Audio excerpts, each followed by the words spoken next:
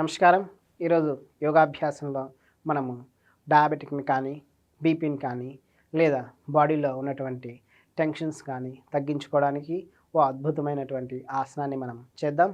ఇమ్మీడియేట్‌గా డయాబెటిక్ కానీ, బీపీ కానీ 20-30 వరకు కూడా వితిన్ హాఫ్ అన్ అవర్‌లో తగ్గించుకోవడానికి మనం ఒక ఆసనాన్ని మనం ప్రాక్టీస్ చేద్దాం. ఆసనం అనడం కంటే మనం ఒక లెగ్ మూవ్‌మెంట్స్ అని చెప్తాము. ఓన్లీ హీల్స్‌ని మాత్రమే లిఫ్ట్ చేస్తాము. ఈ లిఫ్ట్ చేయడం ద్వారా మన శరీరంలో ఉన్నటువంటి బాడీలో ఉన్న హార్ట్ మీద, నెక్స్ట్ మన యొక్క ప్యాంక్రియాస్ మీద, సెంట్రల్ నర్వ్ సిస్టమ్ మీద మొత్తం మీద కూడా యాక్టివ్ అవుతుంది. దీని ద్వారా మన డయాబెటిక్ అలానే బీపీ కానీ మొత్తాన్ని కంట్రోల్‌లో ఉంచవచ్చును. ఇది ఎలా చేద్దామనేది చూద్దాం. ముందుగా ఎవరు చేయకూడదో ముందు తెలుసుకున్న తర్వాత దీన్ని ఎలా చేద్దామో ప్రాక్టికల్‌గా చేద్దాం. అయితే ఈ ఆసనాన్ని చేసేటప్పుడు ఈ యొక్క హీల్స్‌ని లిఫ్ట్ చేసేటప్పుడు ఎవరికైనా సరే హీల్ ప్రాబ్లమ్ ఉన్నా, ఫ్రాక్చర్ అయినా సరే లేదా ఫ్రాక్చర్ అయిన తర్వాత రాడ్స్ అవి వేస్తుంటారు. లేదా ఫారెన్ బాడీ అంటాం. అలాంటి వాళ్ళు ఉన్నవాళ్ళు జాగ్రత్తగా చూసుకొని చేయడం మంచిది. అలానే నీ పెయిన్స్ ఉన్న వాళ్ళు కానీ లేదా డిస్క్ రిలేటెడ్ ప్రాబ్లమ్స్ ఉన్న వాళ్ళు కానీ జాగ్రత్తగా చూసుకొని చేయడం మంచిది. లేదా వాల్ సపోర్ట్ తీసుకొని అయినా సరే ఈ ఆసనాన్ని మనం చేయవచ్చు. జస్ట్ రెగ్యులర్గా మనం ఒక 100-200 మనం చేయగలిగితే వితిన్ హాఫ్ అన్ అవర్‌లోనే మన యొక్క డయాబెటిక్‌ని, మన యొక్క బీపీని కంట్రోల్‌లో ఉంచవచ్చును. ఇప్పుడు ఎలా చేద్దామో చూద్దాం. 2 చేతులను కూడా మనం కిందకి వేసేస్తాం. ఫ్రీగా ఉంచేస్తాం బాడీ మొత్తాన్ని.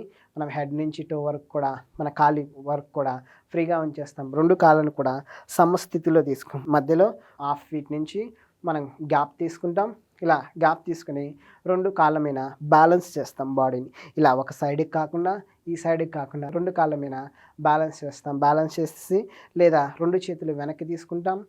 వెనక్కి తీసుకొని ఉంటే ఈజీగా ఉంటుంది. ఇప్పుడు నెమ్మదిగా 2 కాళ్ళని కూడా పైకి లిఫ్ట్ చేస్తాం ఇలా. మరలా డౌన్ చేస్తాం. శ్వాస తీసుకుంటూ పైకి లిఫ్ట్ చేస్తాం. శ్వాస వదిలేస్తూ డౌన్ చేస్తాం. Inhale up, exhale down. Inhale up, exhale down. ఇలానే మనం సైడ్ నుంచి చూస్తాం. ఇప్పుడు 2 చేతులు వెనక్కి తీసుకుంటాం. ఇలా శ్వాస తీసుకుంటూ పైకి లిఫ్ట్ చేస్తాం. శ్వాస వదిలేసి డౌన్ చేస్తాం. Up, down. Inhale up, exhale down. Inhale up, exhale down. Inhale up, exhale down. శ్వాస తీసుకుంటూ పైకి లిఫ్ట్ చేస్తాం. ఇలా శ్వాస వదిలేసి డౌన్ చేస్తాం. ఇలా మనం మన శరీరాన్ని పైకి లిఫ్ట్ చేస్తాం, మరలా వదిలేస్తాం. ఇలా చేయడం ద్వారా మనకి హీల్ దగ్గర నుంచి మరియు మనకి కాఫ్ మజిల్ స్ట్రెంథెనింగ్ అవుతుంది. అలానే మనకి హీల్ పెయిన్ ఉన్నా సరే లేదా లెగ్ పెయిన్ ఉన్నా సరే తగ్గిపోతాయి. నీ యొక్క మజిల్ స్ట్రెంథెనింగ్ కావడం ద్వారా నీ పెయిన్స్ తొందరగా తగ్గుతాయి. అలానే మనకి లోయర్ బ్యాక్ లంబార్ రీజియన్లో ఉన్నటువంటి బ్యాక్ పెయిన్ తగ్గడానికి కూడా అవకాశం ఉంది. ఇలా మనం మన శరీరాన్ని ఎంతవరకు లిఫ్ట్ చేస్తామంటే 100 వరకు కూడా మార్నింగ్ ఒక 100, ఈవినింగ్ ఒక 100 కానీ మనం చేయగలిగితే రెగ్యులర్గా మన యొక్క డయాబెటిక్ని కంట్రోల్లో ఉంచవచ్చును. అలానే సెంట్రల్ నర్వ్ సిస్టంలో ఉన్నటువంటి pancreas and thyroid and thymus గ్లాండ్ని తొందరగా యాక్టివ్ చేయవచ్చును.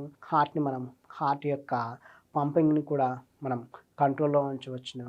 సిస్టోలిక్ అండ్ డయాస్టోలిక్ అనగా మన హార్ట్ రేట్ని కూడా కంట్రోల్లో ఉంచవచ్చును.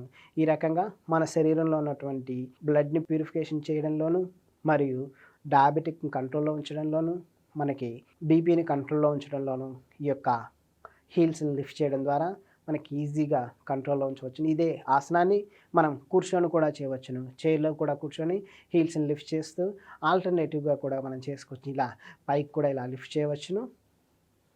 లేదా మనకి చైర్లో కూర్చొని కూడా మనం పైకి ఇలా లిఫ్ట్ చేసుకోవచ్చును. ఎవరైతే వెయిట్ ఎక్కువ ఉన్నవాళ్ళు ఆల్టర్నేటివ్ చేయడం మంచిది. వెయిట్ బ్యాలెన్స్లో ఉన్నవాళ్ళు రెగ్యులర్గా బోత్ లెగ్స్తో చేస్తూ మనకి వాల్ సపోర్ట్ కానీ తీసుకొని చేయడం ద్వారా ఈ యొక్క cough muscle strengthening, heart strong అవుతుంది.